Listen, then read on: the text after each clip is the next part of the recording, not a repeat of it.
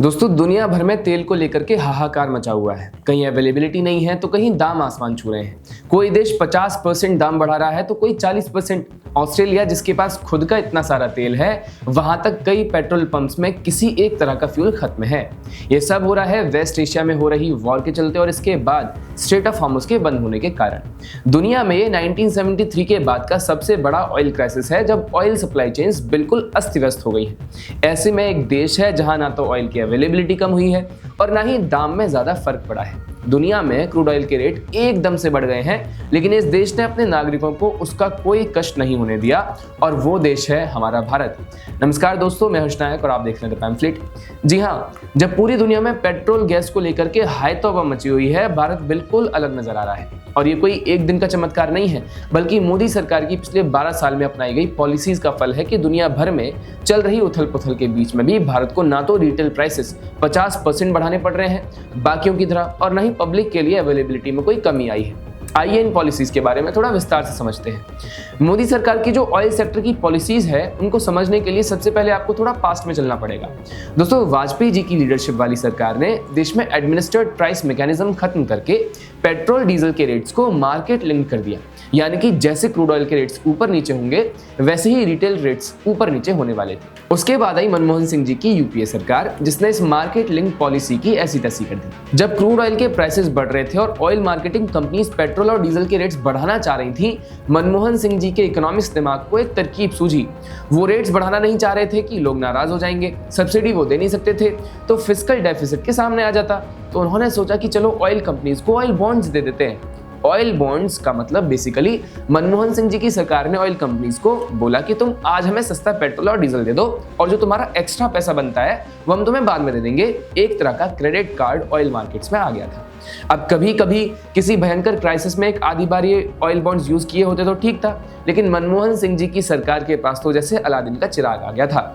वो इस oil bond के चिराग को सालों घिसते रहे और 1,34,000 करोड़ के ऑयल बॉन्ड्स इशू कर डाले। जब और ऑयल बॉन्ड्स नहीं इशू कर पाए और एंड में मनमोहन सिंह सरकार को सब्सिडीज कम करके रेट्स बढ़ाने ही पड़े, तो इकोनॉमिस्ट जी का फेमस बयान आया कि पैसे पेड़ पर थोड़े न लगते हैं। खैर, ये सारा ऑयल बॉन्ड्स का उधार वो अगली गवर्नमेंट के सर पर डाल गए और 2014 में निकल लिए। ये वो अमाउंट था जो मोदी सरकार को देना ही देना था, और दिन ब दिन इस पर ब्याज ऐड होता जा रहा था। इतनी भारी रकम चुकाने के लिए मोदी सरकार को पहले दिन से ही बहुत सूझबूझ के साथ में अपनी ऑयल पॉलिसीज बनानी थी, क्योंकि उन्हें ना सिर्फ उस समय के रिटेल प्राइसेस का ध्यान रखना था, बल्कि ये मनमोहन सिंह जी की सरकार द्वारा लिया गया जो उधार था वो भी चुकाना था। आखिरकार कुछ समय पहले ही भारत ने ये सारा का सारा उधार चुका दिया। सालों के लगे ब्याज के कारण इंडिया ने एंड में 3 लाख करोड़ से भी ऊपर का अमाउंट ऑयल कंपनीज को वापस किया। ये मोदी सरकार की मैनेजमेंट, फिस्कल प्रूडेंस और प्राइसिंग पॉलिसीज का ही नतीजा था कि भारत आखिरकार इस कर्ज के चंगुल से निकल पाया और ये उधार वापस कर सका। अब प्राइसिंग की बात आती है तो दोस्तों, हम बात करते हैं मोदी सरकार की रिटेल प्राइसिंग के बारे में। इंटरनेशनल मार्केट्स में क्रूड ऑयल के दाम ऊपर नीचे होते ही रहते हैं और इसके साथ साथ रिटेल प्राइसेस भी मूव करते रहते हैं, लेकिन कई बार कुछ ऐसे ग्लोबल इंसिडेंट्स होते हैं जिससे कि क्रूड ऑयल के दाम एकदम से आसमान छूने लगते हैं। जैसे कि फिलहाल में चल रही ईरान वॉर, जैसे कि जब रशिया यूक्रेन की वॉर हुई थी, और जैसे कि कोविड जब आया था। इन सारे के सारे मेजर इंसिडेंट्स के टाइम पर क्रूड ऑयल के दाम एकदम से बहुत बढ़ गए थे और कई देशों ने उसके अकॉर्डिंग ही अपने यहाँ जो रिटेल प्राइसेस थे वो 40 से 50% तक बढ़ा दिए। लेकिन भारत एक ऐसा देश था जहां मोदी सरकार ने प्राइसेस को ऐसे हर संकट में स्टेबल रखा।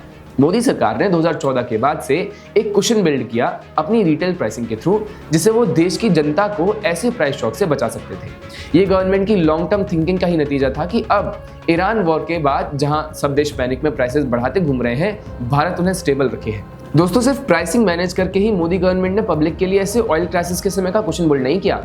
ऐसे समय में बहुत महत्वपूर्ण चीज होती है अवेलेबिलिटी, और मोदी सरकार ने इंश्योर किया है कि कहीं भी पेट्रोल, डीजल या एलपीजी की शॉर्टेज नहीं हो। ईरान वॉर से शुरू होने के बाद में कई असामाजिक तत्वों और देश के विपक्ष ने समय समय पर देश में पैनिक क्रिएट करने की कोशिश की है कि पेट्रोल नहीं मिलेगा, गैस नहीं मिलेगी, लेकिन हर चीज की अवेलेबिलिटी वॉर के पहले जैसी थी वैसी ही है। तो भारत ने स्ट्रेट ऑफ हॉर्मुज बंद होने के बाद भी ये कैसे मैनेज किया? जवाब है मोदी सरकार की दूरदर्शिता। दोस्तों, पिछले कुछ सालों में भारत के विदेश मंत्री एस जयशंकर और उनकी टीम ने इसके ऊपर बहुत मेहनत से काम किया है। वो दुनिया के कोने कोने में गए, भारत के लिए अच्छी से अच्छी ऑयल डील्स नेगोशिएट की, और जिस भी देश की उन्हें बेस्ट डील मिली उन्होंने वहां वो साइन की। रशिया, जहां से पहले हम नाम मात्र का ऑयल इंपोर्ट करते थे, अब भारत का सबसे इंपॉर्टेंट सप्लायर बन गया है। 2 मिलियन बैरल्स पर डे से भी ज्यादा ऑयल रशिया से आता है भारत की ओर। और अब ये इसलिए हुआ क्योंकि रशिया ने भारत को सबसे अच्छी डील्स ऑफर की। भारत पर यूरोपियन यूनियन और यूएसए ने बहुत प्रेशर बनाने की कोशिश की कि रशिया से ऑयल ना ले, लेकिन भारत का स्टैंड क्लियर था कि हम वो करेंगे जो भारतीय लोगों के लिए अच्छा होगा। ये प्रेशर टैक्टिक्स नहीं चलेगी। रशिया के साथ साथ भारत ने विश्व के कई और देशों के साथ में भी डील साइन की भारत की ऑयल सप्लाई को सिक्योर करने के लिए। अफ्रीका से लेकर के साउथ अमेरिका तक भारत ने नए नए सोर्सेज ढूंढे। इन नए सोर्सेज का जिक्र करें तो अर्जेंटीना का नाम सबसे ऊपर उभर कर आता है।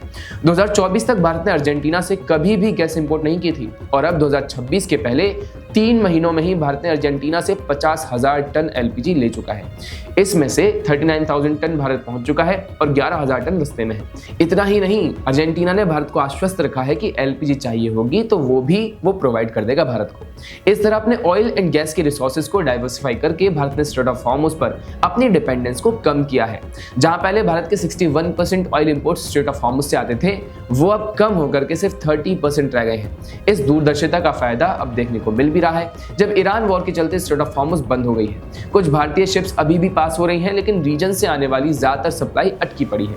लेकिन भारत में अवेलेबिलिटी पर कोई असर नहीं नजर आ रहा है क्योंकि भारत ने अपने रिसोर्सेज को डाइवर्सिफाई किया है।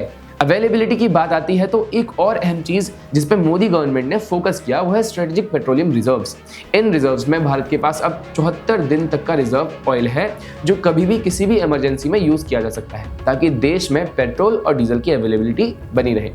विश्व शांति के समय भारत सरकार ने ऑयल इंपोर्ट कर करके ये बफर बनाया है ताकि अगर कभी इंपोर्ट्स बिल्कुल ही बंद हो जाएंगे तो देश में कोई ऑयल क्राइसिस नहीं होगी। 74 दिन का रिजर्व अभी भी है और अभी 2 और ऐसी रिजर्व फैसिलिटीज बनी हैं जिससे भविष्य में ये नंबर और भी ऊपर जाएगा। इसके साथ ही देश में अभी 5 ऑयल रिफाइनरीज अंडर कंस्ट्रक्शन है और 5 और प्रपोज भी हैं। इन नई रिफाइनरीज से देश की क्रूड ऑयल को रिफाइन करके पेट्रोल और डीजल निकालने की क्षमता को एक बड़ा बूस्ट मिलेगा। तो देखा आपने दोस्तों कैसे मोदी सरकार की पॉलिसीज और दूरदर्शिता ने कैसे तो पहले भारत का पुराना लाखों करोड़ का ऑयल बॉन्ड्स का कर्ज चुकाया और साथ ही साथ इंश्योर किया कि वो भारतीय नागरिकों को प्राइस शॉक से बचाते रहे और उन्हें जरूरत के हिसाब से पेट्रोल और डीजल अवेलेबल करवाते रहे। खैर, इस पर अब आपका क्या ख्याल है, मैं कमेंट्स में जरूर बताइएगा। वीडियो पसंद आए तो लाइक शेयर सब्सक्राइब करिएगा। नमस्कार।